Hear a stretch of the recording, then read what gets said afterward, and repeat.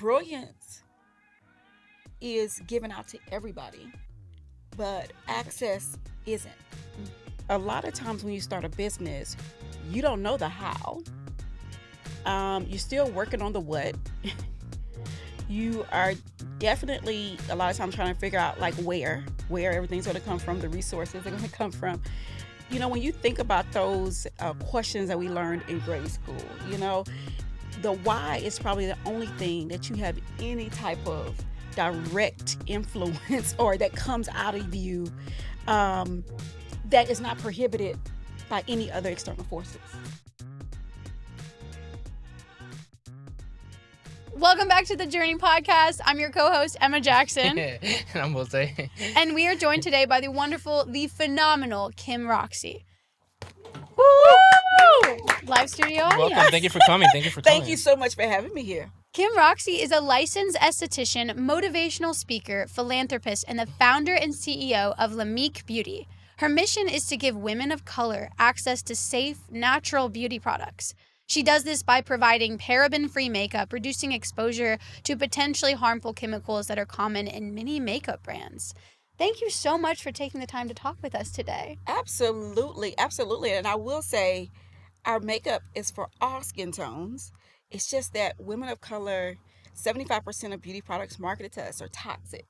And so I just love to highlight and just let women know who have skin tones similar to mine that even though we're like paraben-free, talc-free, vegan, like a clean makeup brand, it still will show up on your skin tone. So we go from the lightest to the darkest, but that's LAMIK. That's awesome. So tell us a little bit about a background on you. I would love to know, what was your first memory of makeup? My first memory of makeup is probably my mom. Definitely my mom. My first memory of makeup was my mom putting on her makeup and getting makeup on her clothes. That was my first memory of makeup. The makeup being all over her collar and everything. But my first memory of makeup was, my mom. My mom putting on her makeup. It was a huge part of her like getting ready. And my mom worked at the post office, so she didn't have like this secretary job or, was, some job where she had to like dress up per se. Some people would even say they wouldn't dress up for the job that she did. Even some of her coworkers, I've heard them say that before. But my mom did. She sat at her vanity, she put on her makeup, and she went to go work at the post office downtown, like sorting mail. What role did those memories of your mom and makeup, how did that impact your relationship with makeup as you grew up? Because I read that your mom was your first investor in your company. Yeah, my mom was my first believer. My sisters as well. Just believing in what we were doing, but for me, it was like my mom this is kind of like her dream come true in a way, but not really knowing that I'm doing what really would have made her happy. But all of her family were like, she loved makeup. Like the fact that I'm in this field, it's like her dream came true. And so my mom actually, when I opened up my store and I told her what I was doing, because I opened up my makeup shop when I was 21, graduating from college, Dang. she gave me $500 in her blessing. And the rest of the money I saved up from my part-time job while I was in college to open up my makeup shop here in Houston, Texas. And my mom ended up developing metastatic breast cancer. And she ended up passing away. And when I started to because metastatic breast cancer is not curable. So there's different types of breast cancer, and that's when it metastasizes in the body, goes to other parts, and it's not curable. And so I was just trying to figure out, because that was our first time really hearing about breast cancer in our family. Where did it come from? What happened? And so just through my research of personal care products and what's in makeup and all of that, and what's in the foods that we eat, like all of the things, I started to go down this whole rabbit hole behind in makeup, because I had already had the makeup shop, was an area that I felt like I could bring something to what was happening.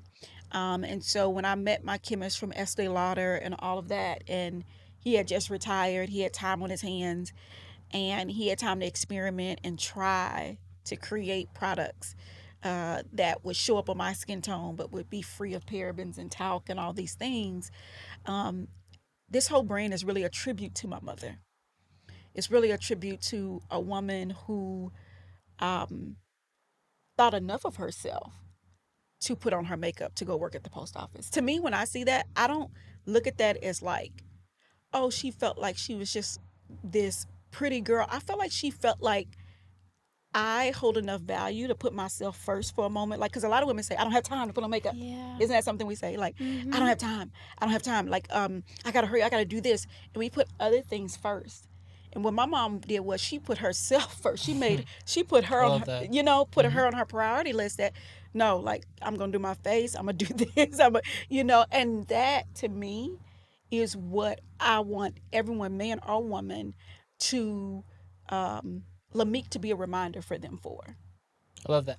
Yeah. So I want to talk about three different topics real fast. I want to talk about branding, how you guys are branding your company, because I'm super curious to know if the backstory of your mom and the inspiration that she attribute to your company is the message you're pushing currently to the audience and kind of resonate with that. I also want to talk about like how you guys really started kind of creating the formulas, because we're experimenting right now with like our own little pomade, and so You wearing it now? yes, this is version number 2. Version number Okay. 1 kind of pulled my hair out, too much Okay, wax, okay. and then lastly, I want to kind of transition into the e-commerce platform and Yeah. kind of go So, from there. so when you talk about branding, I I believe in like organic branding. Okay. Like what do you have accessible to you? What is versus like, oh, I want to look like something. What is it that what's your makeup? No pun intended, but a pun intended. It's like I got a skin routine. Like I don't wear makeup per se, but I put lotions on my face, yeah, and I take care of myself every morning because I feel like aging can really affect me. it can. And I'm also talking about in branding, what is your makeup? What do you have inside of you? Inside of the vision that you have that you can reveal that will show your brand. I believe branding is not something you just make up in regards to I have this quote. And that's Really? the reason why I want you to kind of align it. I'm using it as metaphors. But it's like beauty is revealed, not applied. That's my quote for my company. Beauty is revealed, not applied. I love that. And for a Yeah. makeup company, that's kind of ironic, right? It's like you're saying that you're not going to make me beautiful. And I'm like, no, we're not going to make you You beautiful. already are beautiful. We're going to enhance it. We're going to show We're going to the reveal world. it. Yeah. All we're going to do is give you the power to reveal it. That's it. And so when I think about that in regards to branding, all the branding that we've done for our company has really just been a revelation of who we are. So when you talk about, my mom and the tribute of the brand and that origin story around finding better ingredients, that just continues within our brand where now people take that on, hear that story. And we have so many cancer survivors who wear our brand. We have so many people who have lupus that wear our brand. Basically, what happened is the branding that happened is saying, oh, people who need to be more conscious about what they put on their face should go to LAMIK. I love And that. so that's what sort of happened from that. Mm-hmm. And that's not something that I would have, again, so then you end up being a part of different events that put, this demographic of people in the spotlight. And we end up, philanthropists are part of my title now because I've helped raise north of $500,000 in the city of Houston for uninsured women to get mammograms. Oh my gosh, that's amazing. Yes. So that is so branding, so people see our brand with that and they're going, oh, this must be for me, it's safe for me to use, or if I want to use I want to have prevention or things like that. So that's how branding works and that's how I look at it. So it builds off as like a little blocks, and it kind of evolves over a long period of time. But the core messaging is pretty much the same, and you're trying to just reveal to people that you're beautiful the way you are. We're just enhancing your natural beauty with clean products and not damaging yourself in the long term. I love that. Yeah. I love that you were amplifying your authentic story. Instead you said, I'm not going to I'm not looking at what's out there. I'm not going to try to make something that's already popular. It's like, no, who am I? What do I have? Yeah, what do I have? What are my values? And I'm going to put them out there. So Jose mentioned the pomade. One of his businesses that he owns is a barbershop. And we are going to document the process of what it takes to really build a product. Because I'm sure, as you know, But- there is so much that is not. Here's the challenge. We're doing that with a budget of $10,000. So a very small budget, and we're building like not only the product but like the infrastructure of the business itself. And just showing how it could be possible for anyone from any background to actually jump into becoming an entrepreneur. And I'm doing kind of the marketing branding, part of it as if he's the client. And we had a meeting yesterday. And I said, okay, I have some name concepts. Great meeting, by the way. And I was like, but I'm going to be honest. I said, there's only one of these that I think you're going to really like. And that I think is important because it drew on his Puerto Rican heritage and a huge part of him. That's so important. And the second that I brought up the options, I went through and then I got to this one. And he was like, oh, and all of a sudden his eyes lit up. And I was like, and we could see it looking like this and da-da-da-da, like this. And you know what? The others sounded cool. They could have been flashy, whatever. Yeah. But this one, it was like this name, this concept, all of a sudden was Jose. And then it was, everything flowed so much easier. And the whole thing flowed. And I was like, if we're going to do this, we're going to do it right. We're not just going to do a, bland template-based approach. It has to be you. And part of the reason we wanted to talk to you today is because to share with people the importance and the impact of having a strong why when you start a business. Mm-hmm. Because it's so hard. Mm-hmm. And it continues to be difficult. And the challenges grow as you grow. And I would love to just kind of dive into understanding how your why has allowed you to get to where you are today. Yeah, I think that, what you're talking about in regards to the why, what happens is that a lot of times when you start a business, you don't know the how. You're still working on the what. You are definitely a lot of times trying to figure out like where everything's going to come from, the resources are going to come from. When you think about those questions that we learned in grade school, the why is probably the only thing that you have any type of direct influence or that comes out of you that is not prohibited by any other external forces. Facts. And I can tell right off the bat you apply that to the branding, you apply that to the messaging, and I love that. Yeah, and it's not, and so for me, like you mentioned, Emma, it's going to evolve, but that comes out of you, the why comes out of you. So it's limitless. And I think that when you talked about Jose and what he's working on and how you all had this meeting and all that, what immediately I thought about is that you found something that resonated with him. And what happens with that then is you sort of, let go of the reservoir. And so then you go into this unlimited flow that starts to just like come out of you and you start to, go with it. And so then as you're flowing, then you'll get to the how and the what, all of the answers that you feel like you need along the way. And it's so much easier. It feels like it flows. And that meeting, it was just like idea after idea after idea. Yeah, it's absolutely flowing. And so whys to me kind of like branding evolves. My why from my initial sort of starting the business, making it the way it is, then layers on. Like you talk about those building blocks, it layers on. And I ended up personally, when we had that makeup shop and Jose having a barbershop, very similar to when I had my makeup shop and I had makeup artists in there. They're all like doing makeup services. We did eyebrows. Like you mentioned, I'm an esthetician. And so for me, I focused in on brows. Well, I became like this very well-known like brow artist. Everybody wanted to get their eyebrows by me and my team. And that's an art right there. oh yeah, it is. Oh, it That is totally an changes art. the look of your It face. is. Yeah. Definitely It's your brows frame 75% of your face. Mm-hmm. So, once you find that perfect artist, what I'm Yes, saying? You yes. just want to stay with them. You want to stick with them, stick beside them. And so while I did that, I actually started to lose my own hair. And so I actually ended up getting diagnosed with a form of alopecia. And so I lost hair on my scalp and on my eyebrows. And as you can imagine, it's not just anybody losing their brow hair. I am an expert in brows, right? And my own calling card. It's like just like going away. And so the first product that we launched with was our brow kit.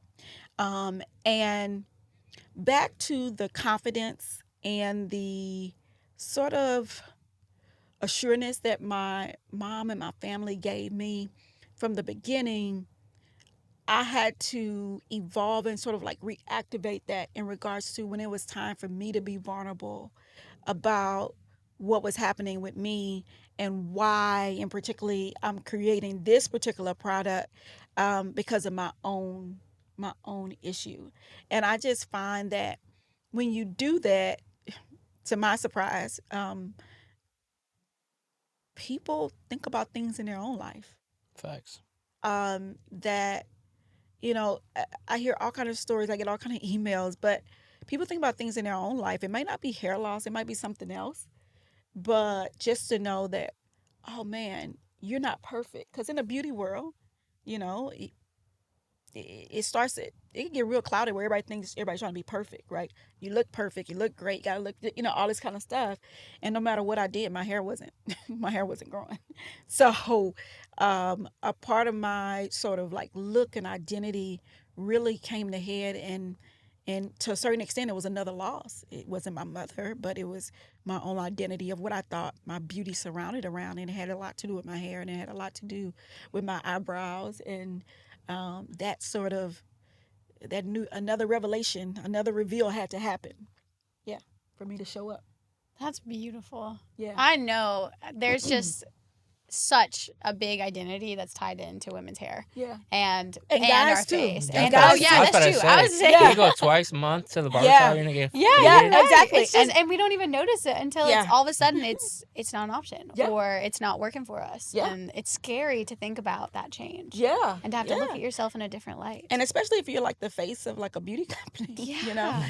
But for me, what I did was, because I feel like God always challenges you in an area that you're called to like minister in, or you're called to like be a face for. And so in a certain extent, I wasn't surprised that it was happening, but at the same time, didn't want to sort of admit it. So I wore wigs and everything, and I still will put a wig on if I feel like it, because that's my business. But Yeah, they're cute. exactly, You can change up your look Exactly. any day of the week. But what I realized is that I wanted to just like come clean, just show people, and own my own narrative.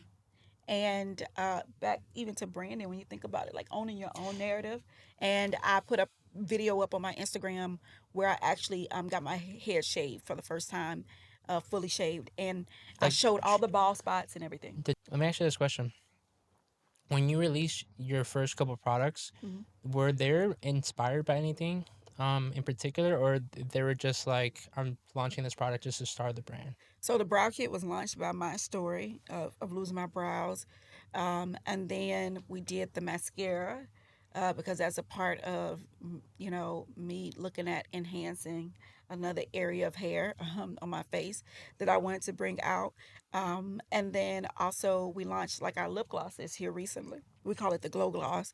And that was really inspired by a customer I had. Her name is Margaret. And Margaret, I had did like a sort of like small collection of products. And I was sort of like sampling out this lip gloss, but I felt like there were already enough lip glosses on the market, to be honest. So I was like, yeah, I don't know if my next product should be lip gloss. I think I should, go into something else, another category. And I remember getting this email from Margaret, and she was like, hey, I'm not seeing that lip gloss that you guys did on the website anymore. And I'm like, oh, yeah, that was just a capsule collection, right? And I'm like, we probably won't be bringing that back. It's discontinued. And she was like, well, what? And I was like, yeah. And, it's just like, just not a big deal. And she's like, no, it is a big deal. She was like, I used to get 2 to 3 upper respiratory infections a year. And she's like, she traced it back down to what she was putting on her lips. No way. Yeah, because Wow. in our, No way. in our- That someone who gets upper respiratory infections, I'm like, I had no idea Oh, that could yeah. affect. Yeah, because see, like what you put on your lips, you'll eat about 12 lipsticks or lip glosses in your lifetime, 12 or 13. For real? Yeah, and so if you put chapstick on your lips, so anything you put on Oh your lips, you're no. drinking. It's like you're digesting some of that. So you might as well just put it on a spoon. No, I'm just playing. Wow. But Wow. but you're digesting Oh anything you put my on your lips. You're I'm gosh. digesting. like mind blown right now. I I never didn't put the even correlation think about together. it. Yeah. See, we are learning Yeah, every day. yeah. So she was the one who was like, she traced it down to that. And again, just as a preference, I don't. Our makeup is not here healing people. It's not doing any of those things. But you Internally, I think externally it is a lot, and then working on the internal. But from just a medical perspective, we're not in like healthcare or something. So I don't look at it like that. It takes a customer to come to me and say, "No, this is what I've experienced Mm. since I've been using this. I don't experience that anymore." And so she was the one who we launched our glow glosses, and I would say it's one of the best darn glosses on the market. Oh my gosh. Okay, I have real questions about how. Okay, how did you go from being? I'm just curious about the transition between owning your own, like, would you call it a salon, like the beauty shop that you had? Yeah, yeah, the beauty store that I The had. beauty store, owning that to, okay, now I'm gonna formulate. I know I want to release these products. Like, Mhm. how did you even go through that process? Yeah, it was a process. I think that now looking at it, when you're doing things, and I think you'll see this now, and even your business owner, you are as well. You're working on a product now. You won't really be able to tell the brilliance of you until like 5, 10 years later. And then you'll go, oh, 20 years later, 30 years later. You'll just kind of look back and you'll kind of see the steps that you took and be like, oh, wow, that did kind of go together. In the moment, it doesn't feel like it. So when I had my beauty store, my beauty shop that I had where we were doing these services and stuff, that was really the core of our business. I didn't realize that really what I was doing was getting all the experience I needed to put into creating this makeup line because Houston is the most diverse city in the country. I worked on every complexion, every texture. I heard every rebuttal. I mean, you know what I mean? Like I could tell you what a person's gonna say, and people tell me all the time I should do TikToks telling stories on what people say when they're in your makeup chair or not in your makeup chair. But it's crazy, what you hear, but also very impactful on what you do. And so, but I've just seen every texture, so I didn't realize for those years that I was working 7 days a week because couldn't really afford a bunch of employees or something like that, but just working 7 days a week, grinding it out. This is all of my 20s that I did this. I didn't realize that I was getting all of the knowledge base that nobody can take from me, that I know, that now I put inside. You asked me about e-commerce. Now that I haven't got put, to that yeah, yet. now that I put inside of like our website, we have like an AI powered quiz that helps you find the right brow kit for your face without ever, you know, having to Because you talk to have a makeup so artist. much knowledge about different kind of textures and different kind of skin, so you know, oh, this kind of makeup is gonna go best on your skin. So I know the questions to ask to get the Ah. answers to recommend the right products. So that's why we're able to power through it, our brand being e-commerce and being direct to consumer first. And then now we're in retail online. We haven't even really went into a bunch of physical retail yet, but we're selling most of our products just online, but we use all of this knowledge base I had. I have one girl who was um, one of my managers at my store, and she's still on my team. She's the one who's behind our custom blend foundation, where people send in a picture and we send them back a custom blend foundation that matches them. The reason why we're able to do that is because she did it back when we were experimenting with it. And she's seeing so many different complexions, and she knows just through a picture what to do. So those are kind of things that, through my store that I developed. I ended up meeting my chemist. How was that process though? Like when you met the chemist and kind of formulating No, this. that just came from me going to a trade show and going to. I went to this trade show where they had all these manufacturers. I really, to be honest, had no business there. According to my budget, you talked about your $10,000 budget right now for the brand. That actually was my budget to open up my store. I remember that budget quite literally, and having no money when I opened up the store, and then had to like get a customer and try to be in Can business. you go into that a little bit? I'm kind of curious now. No, when I opened my store, my budget was $10,000. But what I didn't understand is that you have to have money past the day that you open. and I didn't have any money past the day. So the day that I opened up the store, I had $0 in my bank account, and so um, I had to go to the food court, get customers, build a clientele, and that's how I was able to stay in business. And throughout my journey of building my brand, to be honest, I've never had millions of dollars at one time to build this brand. It has always sort of been using the resources we have to make something, as a lot would put it, out of nothing, you know? Um, but a lot of my credibility comes from the relationships that I've been able to build. So I went to New York on this like chance trip. This is back when you could like fly the same day for some low cost or something. And so I took this trip to New York. I ended up meeting this chemist who had just retired.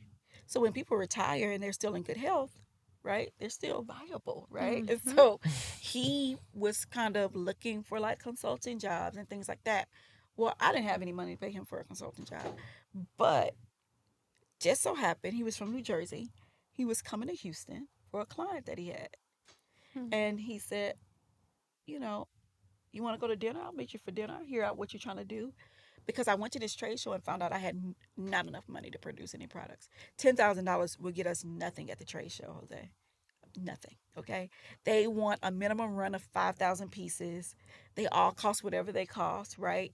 Minimum order quantity is 5,000. So that was the same problem I ran into when I was thinking about launching the product and just doing like a private label or trying to do like Mm-hmm. a white label system. The quantities that we had to order just to make sense, financial sense, Yeah. they were just astronomical. Like I couldn't find it. Like we couldn't do it for the Yeah. budget. Yeah. So that's what we dived into. Like, okay, let's bring it down. Let's make a very small line, maybe like 2 to 4 products, and then very limited runs, and then we keep everything in the house. Yeah.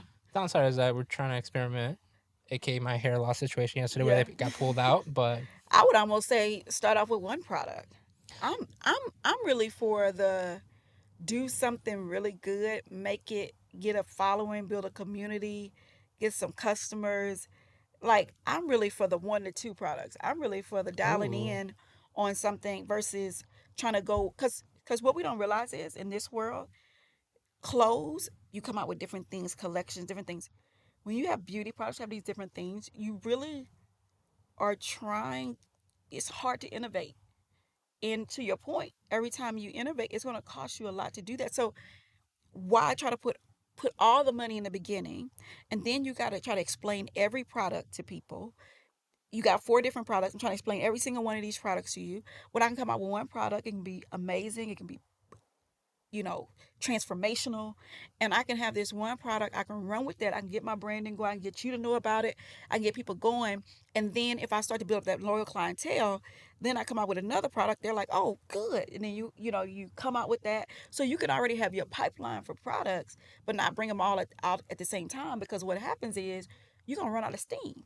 You're gonna come out with all 4 of those products, and then if they don't sell, you can't come out with nothing else. You got to get rid of this inventory, right? mm-hmm. So where if you come out with one product or 2 products at the most, you can try to work through that. People are excited about it. Then you can, okay, oh yeah, I got this ready and this and that, and this thing next.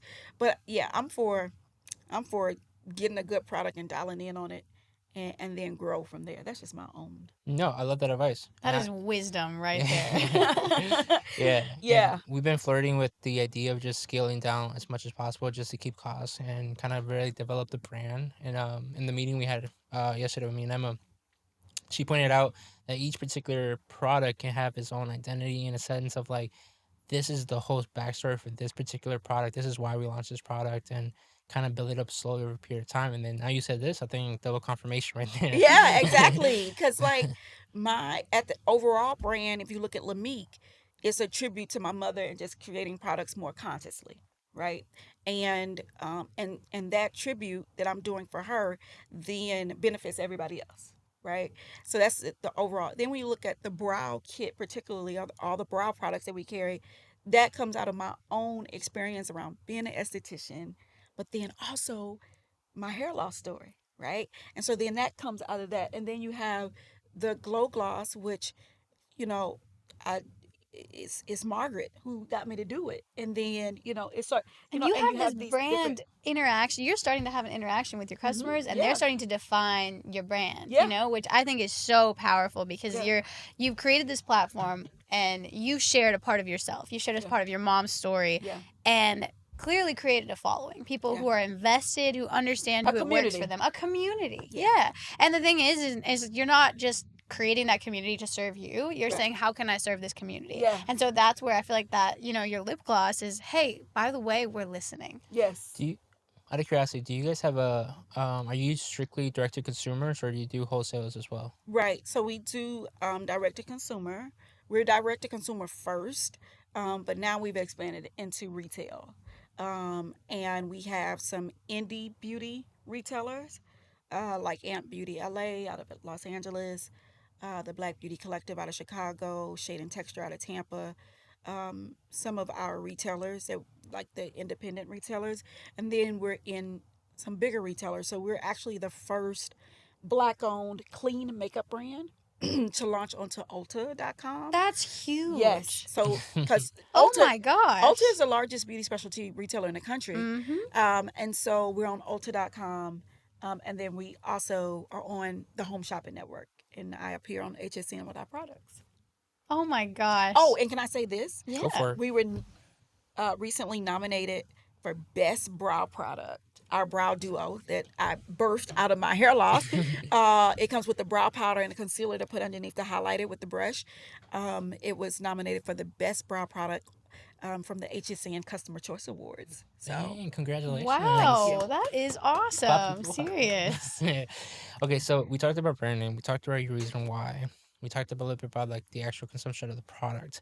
I'm gonna ask this. I want to know more about like how you transitioned to the e-commerce side. Mhm. Like you went from a traditional kind of like your salon into the e-commerce. Yeah, that happened 2018. I decided, I felt a push and a nudge. And you're going to hear me talk about faith a lot because, uh, you know, I've been a full-time entrepreneur since I was 21, particularly here in the beauty industry. And Emma, you shared with me, and I don't know if you ever shared with your listeners Yeah. before, that it's a family business for you. You did not know a lot about business per se, running a business. I knew nothing about running a business when I opened it up in 21. That's why anybody would have told me, even if I had a mentee right now, I would tell them, well, maybe you should, go work somewhere, figure things out. I wish I had done that. Like, I'm glad, in a way, I'm glad I didn't, but so many times I was like, boy, this would be so much easier if I had some sort of a, Institutional knowledge. yeah, Yeah. something to go off Yeah, of. even just how to structure and handle operations, 100% budgets, yeah, P&Ls, Yes, what yes. you should be spending. Like, no Yes. one teaches you that. No. And it's like you could be so good at doing makeup. I fully believed. I was like, I knew that I could do killer websites. I Yes. could like work with people and help them achieve their dreams, but I had no idea what to do about the finances. I would say we're on YouTube, and there's a lot of people on YouTube that have very good educational courses for free. Like you can read That's P&Ls true. and P&Ls. I think That's YouTube is a true. great resource where people can learn these skills as new entrepreneurs. Yeah, Yes. And that absolutely. once you learn the right questions to ask, Yeah. we have this amazing resource that is the internet. But I Yeah. think sometimes it can be hard to even know what questions to ask. Yeah, and when I started when I was 21, that was 2004. It wasn't YouTube. Yeah, it wasn't.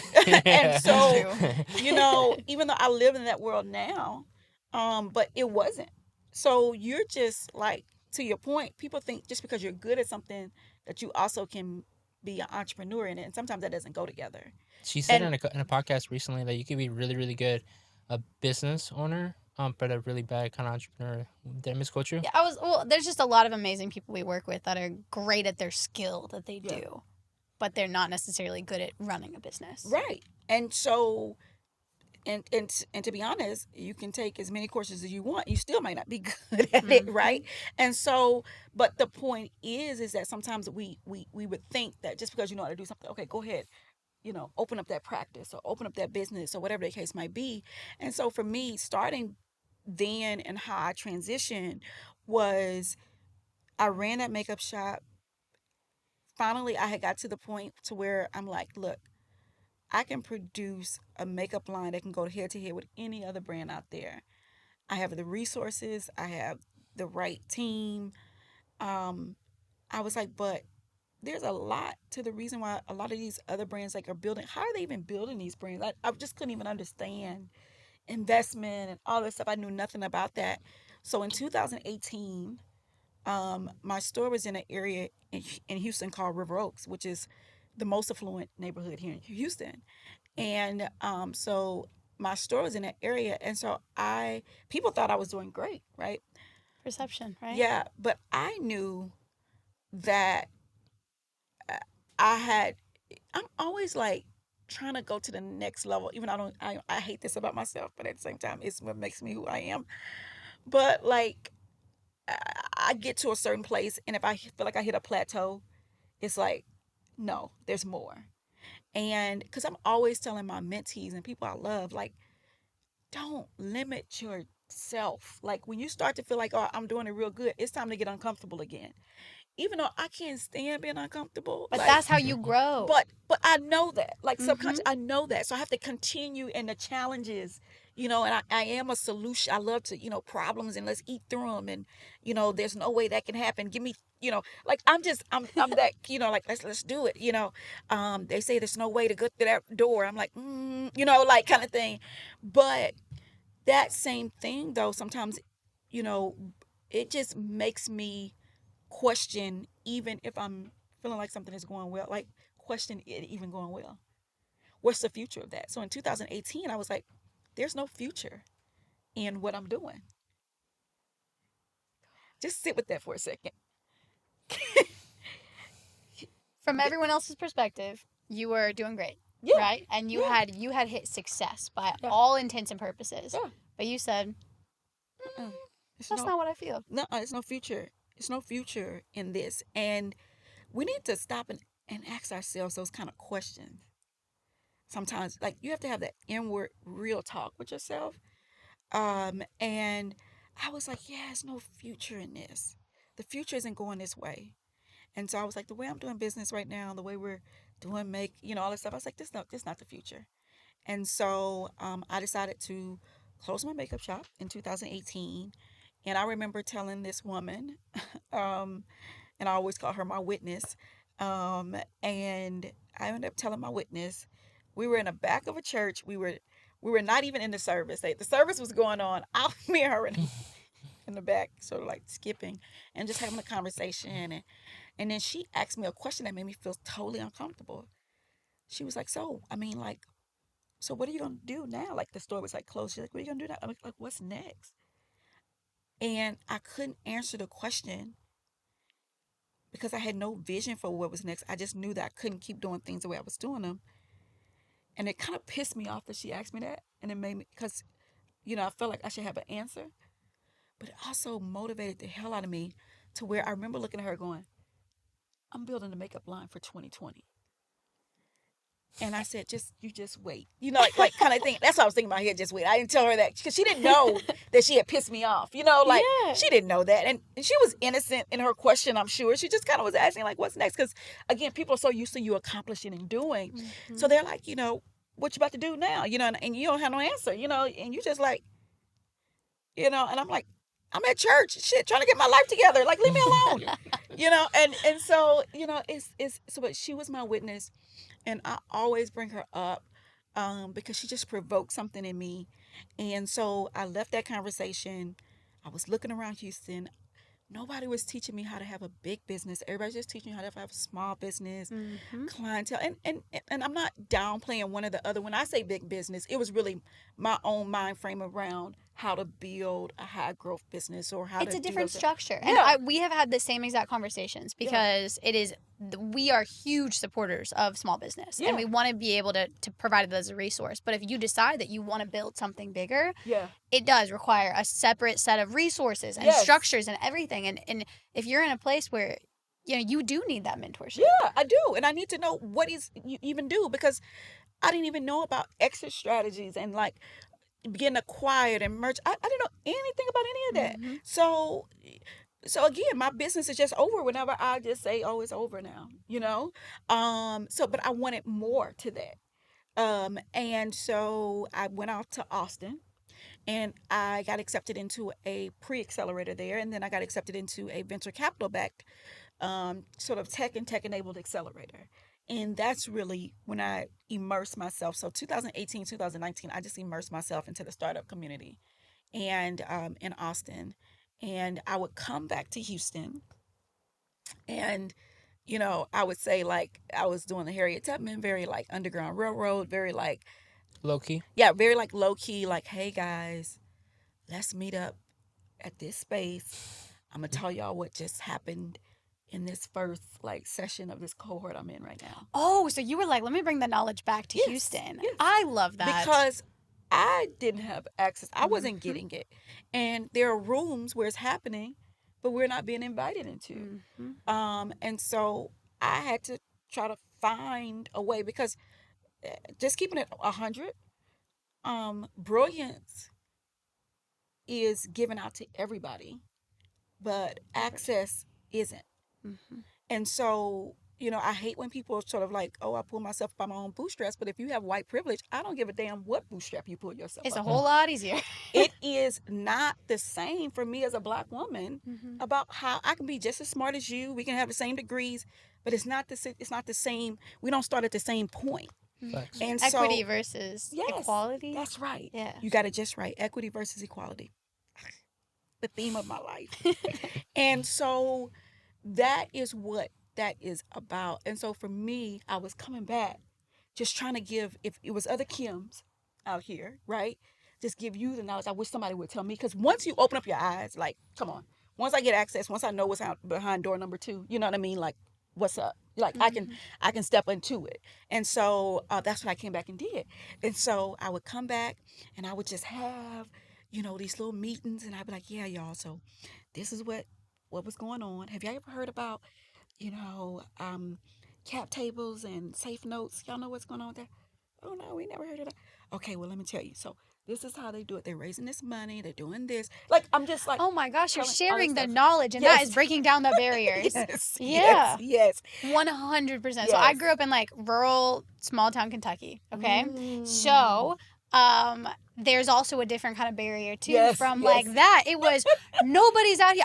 We did not have access to that knowledge either. Like that metropolitan sort of. Oh, Yeah. absolutely Yeah. not. Yeah. Absolutely not. Yeah. And so it's like that same sort of how do you even get in the rooms where people are talking about those things? Yes. And then what often happens, and I hate this, but I've seen it happen too, is also just like as a woman too, you enter into a space Mhm. that has been so hard for you to enter into. Sometimes once you get in there, you're like, oh, I worked so hard to get here. And there are women who are, or just people who say, okay, well, you got to work your way up too. And so the fact that you're like, no, I'm actually just going to break down these barriers. Yeah. Maybe I had to work hard. I had to do whatever to get here. Yeah. But I know that it shouldn't be this hard. No, it shouldn't be. And also, I believe that what's for me is for me, right? What's for you is for you. I also love to have I want all my friends to be rich, So Yeah. so then I can, if something happened to fall on hard time, you're like, I can look out. You know what I mean? You got it. Jose got it. Like, I Abundance. It's that mindset. You want to be surrounded by it. And absolutely the abundance mindset, the mindset that is flowing, that it doesn't have to end. It's endless. And that's sort of where I come from. We're all in different industries. You can't compare one to another. They're all hard in different ways, and there's challenges and things like that in different ways. So yeah, I just know that I would have wanted someone to tell me and just let me know what's going on, so I could have the opportunity. Yeah.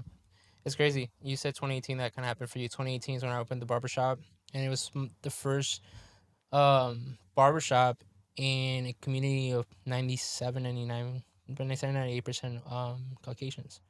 I was the first Latin business owner to open a barbershop in the historic area, which was kind of like landlocked for like selective businesses. Yeah. And then you had to like kind of play behind the scenes to even get an opportunity to rent a location or be granted a construction permit or a development. You know what I'm saying?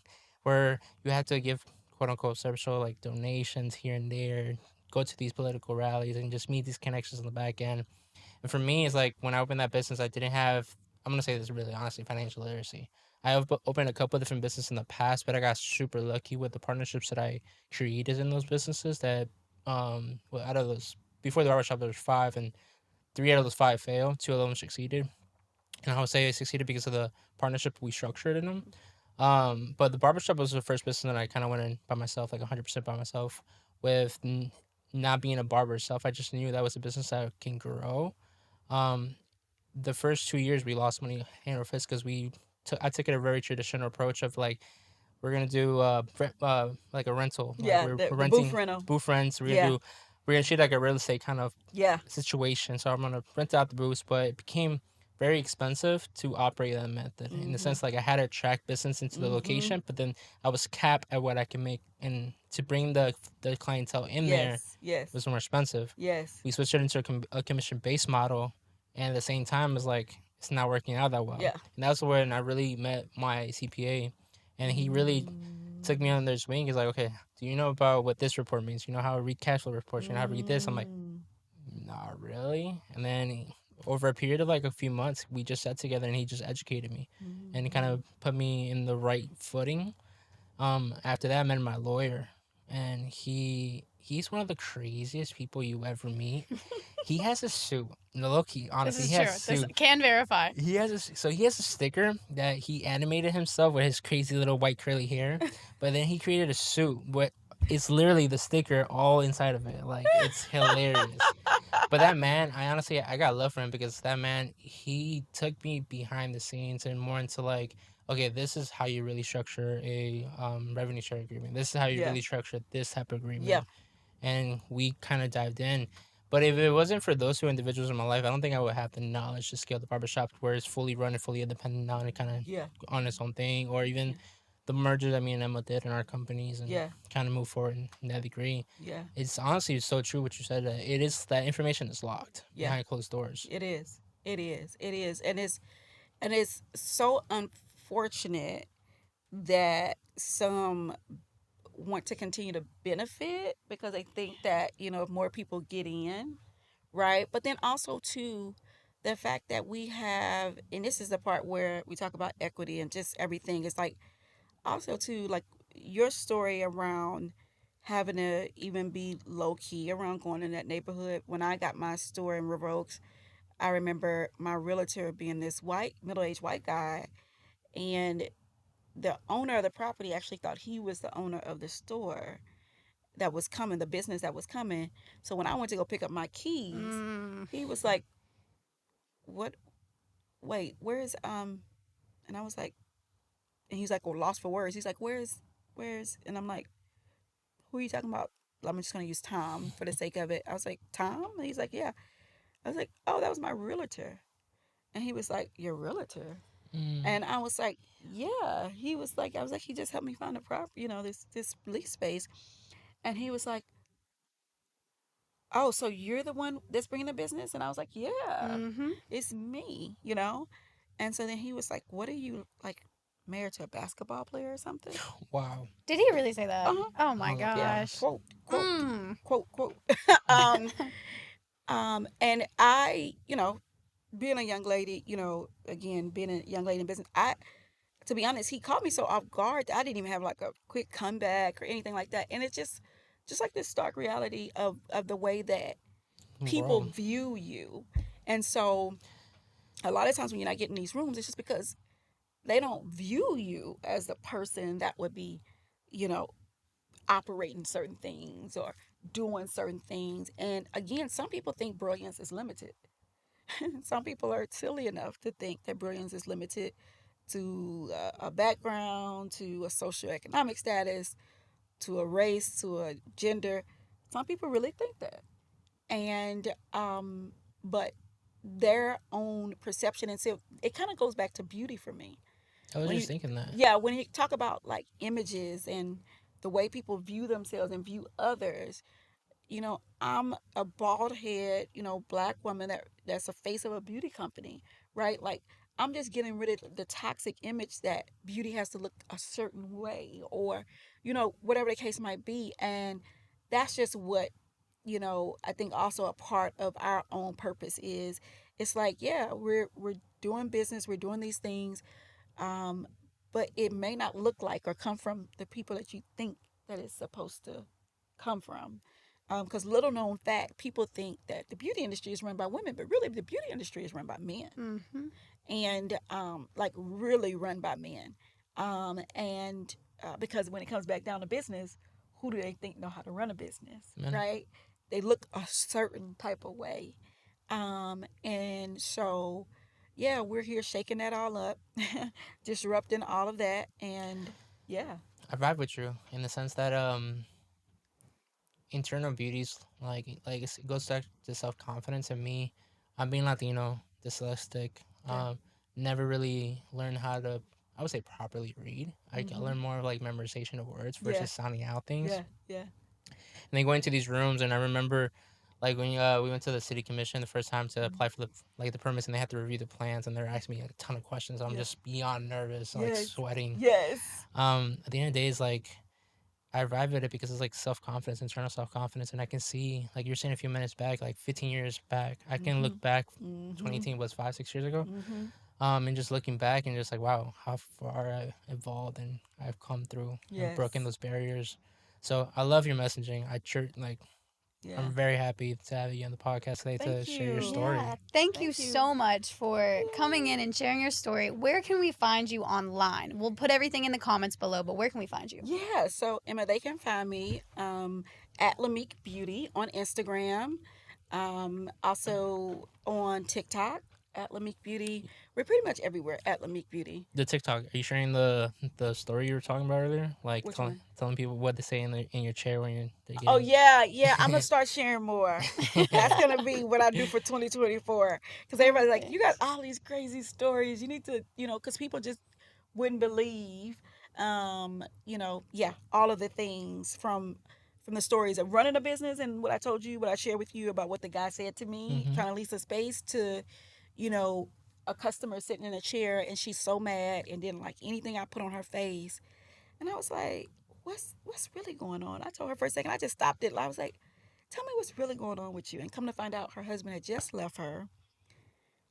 She was mad at the world. She was ready to hurt somebody, you know. And it almost was me, because the way she was treating me. But just the different things that happen. So yes, TikTok, I'm gonna do more about telling stories in 2024. Please do share your Yes, story. yes, y'all gonna listen in, okay? Y'all gonna listen in. And then on personally on the platforms, I'm at the Kim Roxie, TheKimRoxie, and I love Instagram for my personal stuff, and also LinkedIn. So, if there's anyone watching, listening, Yeah, we'll make sure that they can connect with you below Please. and everything in the comment section. And for everyone out there listening, if this is an episode that you resonated with, please share it with a friend. Hit that subscribe button if you haven't already. Go support LAMIK. Support everything that Kim is doing, because honestly, you're making a big change, not just in Houston, but I think you're setting down that foundation for other women of color, other women business owners who don't have the opportunities, to see what's out there and see what's possible. I would say also men too. I was about to say, yeah. Hey, yeah, let's go. Yeah. Gotta be All the way included. across the board. Yeah. So make sure y'all go to LAMIKBeauty.com. Okay, thank you guys. See you next time. Bye.